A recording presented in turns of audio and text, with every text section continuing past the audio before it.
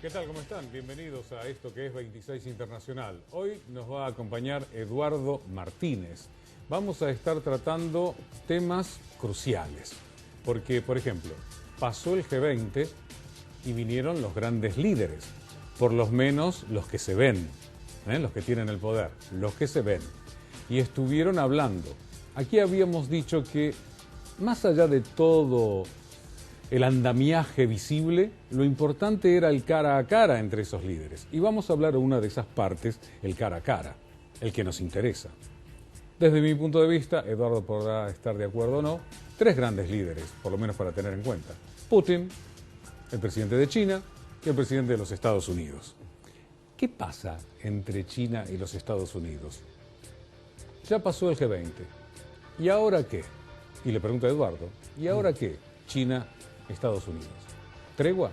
A ver, sí, tregua, 90 días.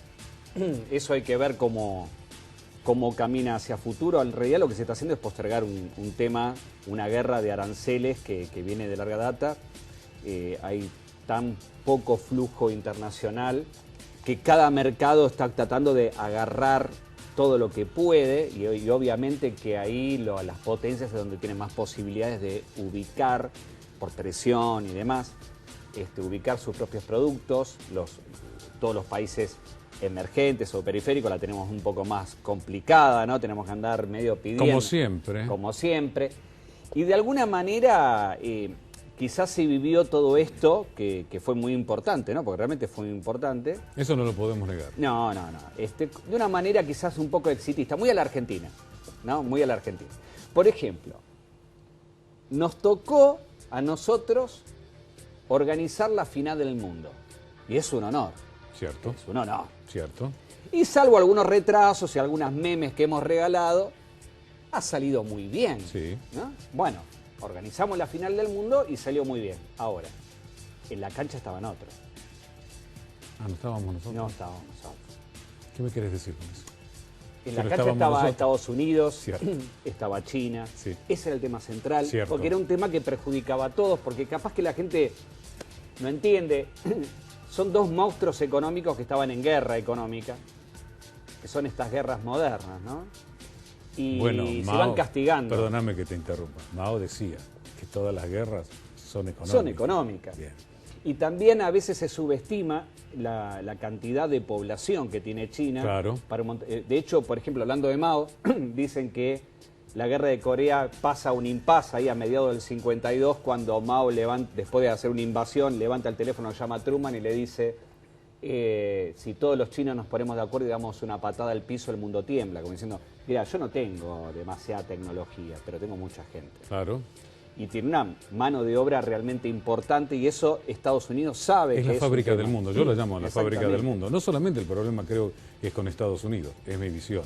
Yo creo que es un Absolutamente. problema, porque además te pueden hacer dumping, porque además copian y no pagan regalías. Y porque tienen también un trabajo semi-esclavo en algunos casos, entonces es muy compleja la situación. Entonces ellos están calculando con el crecimiento que tienen que en un par de años no habría pobreza para ellos en China. Eso es un dato increíble. Increíble. Un país que piensa demasiado a futuro. Mira, te agrego una cosa increíble, ¿no? De todo lo que pasó, obviamente que los protagonistas eran otros. A Argentina le convenía hacer lo que hizo, estar en un segundo plano y estar con la cuchara, ¿no?, rascando el fondo del tarro, No está- a ver qué podía sacar. A ver, no está mal. Está bien. Es lo que te podías hacer. A ver, para vos que no estás viendo, y no quiero que te quedes con lo de la velada del Colón y todo eso. En una mesa estaba el 85% de la riqueza del mundo, en una mesa. Nosotros aportamos de ese 85% el 0,3. 25% es Estados Unidos, Claro. por lo menos. Ya está. Mundial. Es decir, Solito. somos esto, somos Argentina. Y al otro día seguimos siendo Argentina, Cierto. porque nos aumentó el dólar más de 2 pesos, porque nos subió el riesgo país, porque estamos pensando en el dinero que tenemos que recaudar, en un diciembre que es siempre complicado. Y China se maneja muy distinto. Nosotros firmó un acuerdo muy importante con nosotros y hay que decir que China tiene una balanza comercial demasiado favorable a ellos, demasiado favorable, escandalosamente favorable a ellos. Pero China lo que tiene es que nos ha aportado dinero al tesoro, aunque sean yuanes, pero nos ha aportado como respaldo. Ahora se metió en el tema de San Martín Cargas, que aporta 1.089 millones de dólares y 3.800 puestos de trabajo para mantener. Está pensando en entrar en minería. Perdón, ¿los trabajadores van a ser de aquí o van a ser chinos? No. Mirá que tienen una costumbre... Sí, no, pero estamos trabajando con lo cual en eso. demuestra que la tienen clara. Yo si fuera ellos haría lo mismo. Pero a ver, lo que nos da China no es solamente mantener puestos de trabajo que ya tenemos y incorporar alguno más. China nos da algo que la Argentina nunca tuvo. Sí. Nunca. Política de Estado. Porque los chinos han firmado un convenio con nosotros y te dicen, dentro de 2 años tenemos que hacer esto, dentro de 4 años tenemos que hacer esto, y en 6 años revisamos esto. Y te obliga a seguir un camino, porque nosotros estamos pensando cómo pasamos diciembre. Ellos, escuchaba un colega el otro día que ellos quieren ser campeones mundiales del fútbol en 50 años. En 30 años potencia, en 50 años campeones mundiales de fútbol. Todos los años hacen algo. Pues los japoneses hicieron lo mismo. Increíble. Hicieron lo mismo. Yo recuerdo una serie, con lo cual denota mi edad, El agente de Cipoll. Oh, y sacaba... también me la acordé, así que estamos en el horno, Manuel. Sí. ¿Qué quieren decirme? No, qué feo. No, a mí me están... Sí, qué feo, no qué estuvo feo. bien. Entonces sacaban como un souvenir, un recuerdo, decía, Made in Japan, hecho en Japón. Y ese momento era, claro. Mira ahora, mira después Japón y mira China, que usan el mismo sistema. Es más, los países más desarrollados del mundo son los que más deuda externa tienen. Estados Unidos en este momento pasó Japón y por bastante en ser el país que más deuda externa tiene en el mundo, y segundo es Japón. Pero claro, ellos generan crecimiento a través de endeudarse, pero tienen capacidad de pago. Nosotros nos endeudamos, nos enterramos. Ahora, Trump va a querer solucionar el problema de los aranceles, el tema de los chinos, los aranceles para los autos.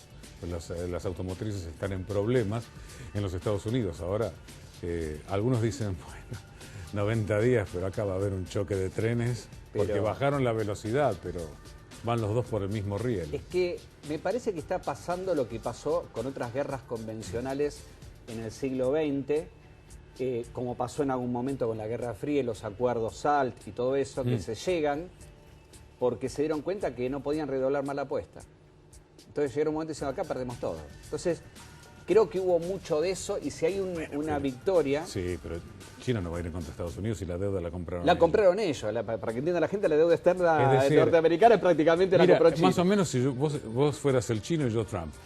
Ustedes tienen que bajar los aranceles. Vos decís, yo tengo tu deuda. Tengo tu deuda. Pero no me conviene, pero a China no le conviene que caiga Estados Unidos, porque pierdo lo que te compré. Exactamente. Es decir, que se necesita. Quien maneja la relación es China. No lo dudes, Manuel.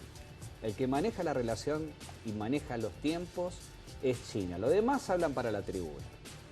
China es la potencia que está en mayor expansión en los últimos 20 años. Tanto que Japón, por ejemplo, que vos sabés que tiene una constitución y un ejército para la autodefensa, ya va a convertir sus... está mal dicho el término que voy a decir. Portaaviones no es un portahelicópteros, porque existe portaaviones, portaaeronaves y un portahelicópteros. Lo va a convertir en, no sé, en un portaaeronaves. Es decir, los portaaeronaves son portahelicópteros pero más chicos, porque los sistemas de despegue son distintos. Claro. Ahí va a haber un choque de intereses en Asia, porque la potencia elegida no hace mucho tiempo era Japón. Pero va a tener, con Shinzo Abe, cambiar la constitución y poder militar igual, poder económico también. Lo veo yo así. Tenés una capacidad de negociación un tanto distinta. Claro, porque, por ejemplo, 2 días antes de la cumbre, Estados Unidos hizo un gesto, no, un día antes, casi estaba en vuelo Trump, que mandó 2 barcos al mar de China para posicionarse defendiendo Taiwán. La vieja isla de Formosa. Que el Chiang Kai-shek, cuando es derrotado por Mao, termina gobernando ahí, y hasta el año 75 la China que figuraba en la ONU era Taiwán, es decir, no era reconocida la de Mao. Desde el Kuomintang, claro, hasta la caída de Mao no fue reconocida por las Naciones Unidas. Por lo cual, ¿qué hizo? Le mandó, jugó la guerra convencional y China le contestó con la guerra económica. Tuvieron que sentarse a hablar. Porque China domina muy bien ese territorio, sabe manejar los tiempos. Y hay que decir también que se ha metido en 12 países de Latinoamérica y que han armado su ALCA. Y no le importa el régimen que tenga. No. Ellos hacen negocios y son prolijos. Fíjate, saltaron todos estos escándalos de soborno. ¿Ves algún escándalo de soborno con una empresa que sea china? Terminan mal, ¿sabías? Claro, pero bueno, es decir, lo hacen con empresas brasileñas, norteamericanas. Acá sí, pero en China vos sos corrupto y ya sabes a dónde vas, ¿no? Pero bueno. Pero a eso vamos. Tu fin está marcado. Es así. Es como algunas grandes empresas árabes, como era el padre de Bin Laden, que era un tipo que decían jamás te va a faltar un centavo. Sí. Los Bin Laden. Es decir, jamás con esa empresa nunca pagaba una coima, eran súper prolijos. Osama era otra cosa, era el único saudita de 54 hermanos. Salió revolucionario. A ver, generalmente en Oriente se manejan de esa manera y en Japón se castiga duramente a cualquier cosa. Sí. Es decir, digamos, nos marcan el camino, nos están diciendo cómo hacer las cosas, nos dan política de Estado, nos han ayudado, pero tenemos que arrimar la balanza comercial que Argentina viene muy atrás. Hablando de corrupción, de negociación, de situación compleja, no voy a hablar de China, voy a hablar de Francia. Opa, sí. Macron, qué grande sos. Oh. ¿Cómo, hocicó o no hocicó? Sí. Hocicó, ¿no? Sí. Se lo pidieron hasta el presidente lo miraron del fijo Senado. y parpadeó. Larcher le pidió Sí. Macron, pare porque... Los chalecos amarillos lo miraron bien fijo y él parpadeó. Y parpadeó porque se dio cuenta que él hace 2 o 3 meses tenía más del 60% de popularidad y de repente hizo una medición y tenía 28. Y dijo, esto me está matando. Claro. Y cuando se dio cuenta que no podía acercarse a ningún portavoz, porque no había ninguno concreto, porque era la gente enojada en la calle, para negociar nada. Es la clase media en la calle. Claro. Entonces, ¿qué tuvo que hacer? Y bueno, tuvo que bajar la cabeza y decir, no solamente, pero no es que solamente le ganaron, parpadeó con el combustible, parpadeó con 3 o 4 impuestos más. Tuvo que ir todo para atrás, desandar un camino de 60 días. Haciendo de cuenta que no existía. Pero le subió los impuestos a lo que ellos llaman carburantes, el combustible. Los impuestos, el costo de vida. Lo que nosotros acá llamamos la BTV, le dijeron, no te lo vamos a pagar. Claro. Qué distinto, ¿no? No, tal cual. Nosotros nos aumentan las cosas y a lo sumo nos enojamos no te por podemos... redes sociales. Sí. O hacemos memes. No sirve. Los tipos dijeron, no te lo podemos pagar. ¿Por qué no te vamos a pagar? Porque nosotros tenemos que comer. Claro. Y además, si ustedes malgastaron, la reconversión es energética. Sí. Todo eso era para reconversión energética. Pero y aparte dijeron, un mensaje. Y eso sigue, sí, Eduardo. Sí. Guarda con este fin de semana, porque hasta la policía se llegó a poner los chalecos amarillos. La policía porque que ellos también son laburantes. Obviamente. Y fue grave porque, ves, estamos viendo el Arco de Triunfo. Creo que debió ser de las primeras veces que se dañó el mobiliario público en Champs-Élysées. Y además se dañó Marianne, que es el emblema o la efigie de la República Francesa. Y eso lo impactó muchísimo. De hecho, suspendió un viaje a Serbia y todo. Es decir, aquí tiene un problema muy grave porque le están pidiendo la renuncia también. Tal cual. Y le dijeron ladrón. No, es más, yo creo que no recuerdo disturbios en París así desde los que se dieron en la periferia de París cuando fue con los inmigrantes, la crisis de los inmigrantes. Es decir, y esto tiene ya 6-7 años. Entonces, es realmente un antes y un después. A ver, Francia busca los tiempos para enojarse. Cuando se enoja, hace historia. Lo ha hecho en el Mayo francés, lo hizo la Revolución Francesa. Cuando lo hace. Nosotros lo pusimos en nuestro graph. Aux armes citoyens, es decir, tomando parte del himno de la Marsellesa, ¿no? Tal cual. A las armas ciudadanos. Tal cual. Semanas atrás habíamos puesto Auf Wiedersehen, Frau Merkel. A las 2 semanas se fue. Trate de rectificar, Macron. Claro. Por favor. Sí, la verdad que sí. Es un cambio muy importante en una Europa que está sufriendo ya cambios. Sí, desde hace tiempo venimos diciendo que está viniendo otro cambio de paradigma, y vamos a estar tratando ahora ese tema cuando hablemos de Andalucía y de España, porque los partidos tradicionales viven de la rosca en vez de solucionar el problema de los ciudadanos. Y no es solamente un problema argentino ni sudamericano, es un problema de los países centrales también. Sí, sí, están saliendo todos de los partidos tradicionales, los han quemado. Ah, los han quemado. Esta crisis económica que inicia en octubre del 2008 quemó a los grandes partidos tradicionales del mundo. Pensemos que en el primer año de las revueltas de enero del 2011, cuando todo ya llega al Magreb, al norte de África, volteó entre el Magreb y Europa 17 gobiernos en un año. Entonces decís, bueno, ya ahí empezó el cambio. Claro, vos estás hablando de la primavera árabe, que en realidad solamente quedó en Túnez. Y tal cual, después digamos, se trasladó un poco a Egipto, pero quedó y entra en Siria, que después se transforma en una guerra civil distinta. Nada. Pero lo cierto es que en Europa empezó a generar cambios concretos. Hubo varios presidentes en Italia, hubo la crisis griega, el caso de Portugal, Irlanda, y empezaron a caer como moscas. Cierto. Entonces decir, bueno, esto también tienen que entender que en todo, no solamente en Argentina, en todo el mundo hay una crisis de los partidos tradicionales, se está rearmando la política. Y a mí lo que me preocupa es que no venga en este cambio una política de pensamiento. Es decir, que no perdamos pensamiento político, que no seamos oportunistas en el voto, que no digamos, este tipo me prometió esto, entonces lo pongo porque me prometió esto. Digamos, la política debe pensarse, debe diseñarse, debe tener un sentido social, sí, debe tener un sentido de resolución, no de oportunismo.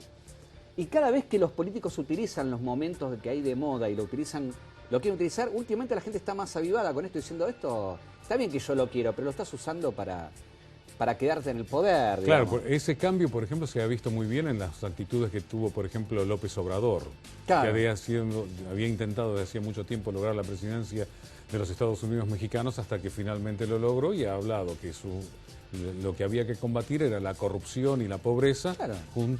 es decir, contra un sistema como el PRI, que es el Partido Revolucionario Institucional, enquistado en el poder. Es que están abulonados al poder y cuando están mucho tiempo, los pies de ellos no tocan el suelo, ya viven otra realidad que el pueblo no. Es más, López Obrador es un militante político de bases y es el primer militante político de bases sociales que llega al poder de la Revolución Mexicana. Los demás eran como políticos de carrera, ¿no? Sí. López Obrador es un emergente de la lucha social. Y las dos o tres primeras cosas que hace fueron, digamos, golpes directos al urgente. Es decir, primero, la caravana. La caravana Sí, es un problema que tiene ahora también. grave porque, por ejemplo, Sí. arrancaron 1.200, se hicieron 2.000, ahora hay 6.000 en Tijuana. Sí. Entonces, Y no van a pasar, te digo, que no pasan no, a no, los Estados hoy Unidos. pasaron un par que ya los detectaron Sí. y esto se revisa con cámaras después. Seguramente, lamentablemente, hay que decirlo, en las próximas horas se han detenido. Pero, ¿qué hizo López Obrador? Dijo, a ver, el estado de Tijuana se estaba quejando y quería como utilizar esto. Y digo, ¿cuánto le sale a usted, le dice al estado de Tijuana, mantener esta gente acá de la cual tanto se queja? 21.000 euros por día. 500.000 pesos mexicanos. Exactamente. Me sale esto. Bueno, a partir de este momento, este es un problema federal. El gasto lo asume el gobierno federal, la asistencia humanitaria la asume el gobierno federal y la primera importancia es a los chicos que están ahí. Claro. Vamos a contener este tema acá donde está. ¿Y qué le está diciendo a Estados Unidos? La idea es que lo resolvamos nosotros sin tener un problema con ustedes. Lo resolvamos nosotros. Claro, pero los Estados Unidos mexicanos están comiendo un problema de 3 países centroamericanos que no encuentran su Pero que no fíjate encuentran su vos, futuro. es hábil, además de ser humanitario, es hábil porque es algo a lo cual a Trump mismo lo hace respirar, porque no tiene esa masa golpeándole la puerta. Claro. Están contenidos en Tijuana por el Estado mexicano, entonces, y bien atendidos a partir de hoy. Entonces, cuando ocurre eso, es evidente que es preferible que Trump apoye, digamos, ese trabajo que está haciendo López Obrador antes de que tenga que resolverlo en la frontera con un costo político. Cierto. Entonces, es hasta hábil políticamente. Pero está enfrentando un país complicado por la corrupción, un país hackeado por los narcos. Sí. Dio algunos atisbos de austeridad, como decir, bueno, el avión presidencial Sí. se va a vender. Acá Algunos te también. dicen, ¿sirve para algo que un avión usado presidencial te den algo Sí, de plata? qué sé yo, O solamente es un gesto. Es un gesto. Bajarse Es un los gesto. sueldos también, que ya Él también, que... No vivir en la casa presidencial, ir a la casa que está un anexo al lado y dejar lo que sería para nosotros la Casa Rosada como un gran museo y hacer solamente las visitas oficiales importantes, y él dejó eliminando mucho gasto de mantenimiento que tenía esa casa. Es como hacen algunos reyes que viven en sus casas y los palacios son para recepciones oficiales porque pertenecen al Estado. Francisco, por ejemplo, el Papa hace eso, es decir, vive en Santa Marta, no usa el Vaticano. No. Y cuando tiene que recibir a alguien va ahí, ¿no? Sí, cambiando de tema, el tema de ¿viste los cambios? Estamos hablando de los cambios. Viste que hubo elecciones en Andalucía, sí, el Parlamento. El PSOE ganó ahí, pero hocicando. Vox, que forma parte de toda esa nueva tendencia que hay en Europa, que algunos lo llaman de ultraderecha, ellos nos dicen que no somos de ultraderecha. Somos de derecha, pero tenemos ciertos patrones de comportamiento, nos mantenemos en nuestros tres, estamos dentro de la legalidad, no somos como los separatistas, no queremos romper nada, pero le dieron también un varapalo. Ahí justamente lo que yo llevo a decir, que muchos están alejados de la realidad. Viven en los enroques políticos, claro, se turnan entre ellos y después pasa esto. A ver, que haya tenido esta victoria Vox en Andalucía, que fue siempre un recinto socialista. Siempre, 36 años de socialismo. No, pero aparte, la historia de Andalucía, vos que sos tan fervientemente historiador, digamos, de la parte española, hay hasta en la propia guerra, digamos, del siglo XX, los principales cabezas de la cultura española, muchos se fueron a refugiar a Andalucía porque ahí estaba, digamos, la parte cultural de izquierda acobachada, digamos. Siempre. Entonces, sí, era Lorca y demás, muchos escaparon para ahí, porque siento, a ver, este es el lugar, en medio de todo este lío... Bueno, Machado lo decía, mi infancia son recuerdos, claro, de un patio de Sevilla y un huerto claro donde madura el limonero. Es decir, ahí estaba el reducto de acá, por lo menos acá nos podemos hacer fuertes. Y que ahí haya ganado Vox, que ha tenido, diga lo que diga, elementos casi neonazis en alguna de sus declaraciones, sí, es preocupante, ¿no? Vamos a ver qué es lo que sucede con eso. Otro que le han dado la despedida es a George Bush, sí, el 41º presidente de los Estados Unidos, que perdió la reelección con Bill Clinton, pero ahora se lo despide de una manera magistral, lo tienen todo calculado. Y fíjate vos qué diferencias, ¿no?, con otros países, inclusive el nuestro, que de todos los colores políticos estuvieron ahí. Todos. Pero es natural. Todos, absolutamente. Es decir, y siendo hasta un líder controvertido en algunos aspectos, en ese momento se dejó de lado. Fue un gran líder, le tocó todo el traspaso, digamos, de la caída de la Unión Soviética, el ataque Era cuando era vicepresidente de este actor, se me fue... Reagan. Exactamente. Reagan. Tear down that wall, decía. Tal cual. Y a él como presidente le toca la caída. Sí. Y la guerra, pero la guerra también... Y la guerra de Irak. De Irak. Que él logró juntar, nunca más lo pudieron hacer un presidente norteamericano, logró juntar 35 países para atacar a Irak. 35 y muchos árabes. Lo logró él. Y bueno, porque le tenían cierta bronca a Saddam. ¿Qué diferencia, señoras y señores, entre el papá y el hijo? Porque el papá, la guerra real, en tierra, en el momento de que empezó hasta que terminó, duró 15 días. Y el hijo estuvo 10 años dando vuelta con eso, que no lo pudo resolver. El padre le llevó 15 días lo que el hijo no pudo resolver en las dos presidencias. Y lo llevó a tener 2 bordes de default a Estados Unidos porque se hiperendeudó con Afganistán y Irak. El hijo de George Bush, hijo, ganó, ¿te acordás? Al Gore le ganó en la Florida. Sí, bueno, por un pelín... Vamos al tema judicial, ¿no? En realidad hay una cadena, no vamos a decir cuál, pero una cadena norteamericana que fue la que lo da de vencedor. Y después cuando contaron los votos se dieron cuenta que no era tan así y dijeron, bueno, ahora ya está. Una cosa así medio como extraña. Ya está. Bueno, ahora ya está. Bueno, pero un gran personaje, digamos, ya quedan pocos, ¿viste? No, hasta de los odiados quedan pocos. No hay estadistas. Ahora parece que son todos administradores. Es verdad, pero bueno, es distinto. Es otro mundo. Eduardo, muchas gracias por habernos acompañado. Un placer. Te agradezco muchísimo. Y a ustedes también. Esperamos haberle servido. Ahora, ustedes en su casa saquen sus propias conclusiones. Nos volvemos a encontrar. Hasta pronto.